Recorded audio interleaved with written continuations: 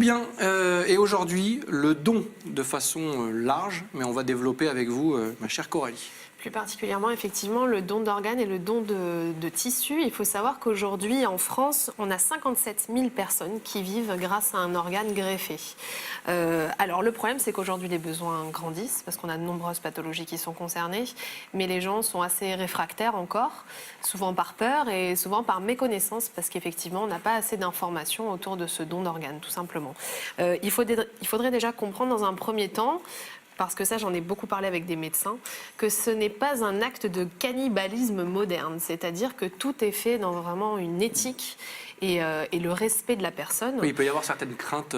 Voilà, tout à fait. On a beaucoup de gens qui ont peur, tout simplement, et qui ont l'impression qu'on va tout simplement massacrer la personne qui est décédée pour récupérer ses organes. Enfin, c'est pas un business du tout. Hein. C'est vraiment, aujourd'hui, on donne un organe à une personne qui a une pathologie et qui n'a pas d'autre solution que de recevoir un organe sain pour continuer à vivre et espérer avoir une vie normale, avec bien sûr à vie un traitement anti-rejet, parce que ça ne se fait pas comme ça. Il y a beaucoup aussi de conditions sine qua non. Il faut avoir une compatibilité. Alors le don, il faut savoir que le don d'organes peut se faire de la part d'une personne vivante aussi, ou d'une personne décédée. Donc de la part d'une personne vivante, c'est très encadré. Ce doit être une personne de l'entourage proche qui a un organe compatible. Donc ça, on fait tous les tests sanguins, génétiques, etc. Ce peut être une personne qui ne fait pas partie de la famille, mais qui doit avoir un lien prouvé avec le malade depuis au moins 2 ans, un vrai lien affectif. Oui, il y a quelques démarches. Voilà, il y a quand même des démarches obligatoires. Sinon, ça se fait tout simplement par une personne, donc de manière anonyme et gratuite, une personne qui est en état de mort cérébrale. Effectivement, on fait aussi des tests pour connaître les compatibilités. Il faut savoir qu'aujourd'hui, on ne donne pas ses organes parce que de son vivant, on a dit oui. Ça se fait automatiquement. Aujourd'hui, il n'y a pas de registre du oui, mais il y a un registre du non.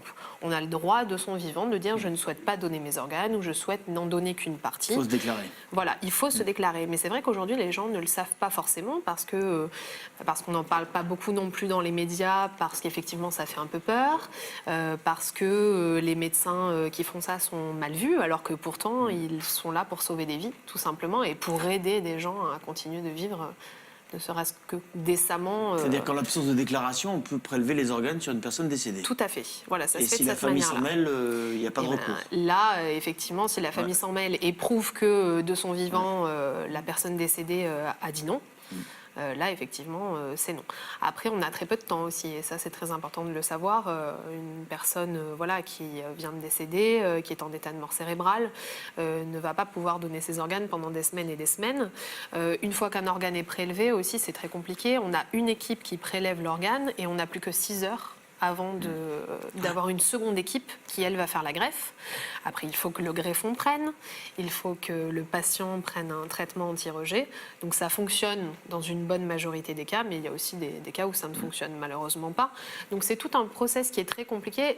L'intérêt aussi de cette chronique aujourd'hui, c'est vraiment d'expliquer aux gens que c'est fait dans l'éthique, que c'est fait avec une vraie déontologie médicale, que les médecins ne sont pas des barbares qui sont là pour sauver des vies et qu'il ne faut pas hésiter à se manifester de son vivant pour donner son choix, tout simplement, même s'il est négatif.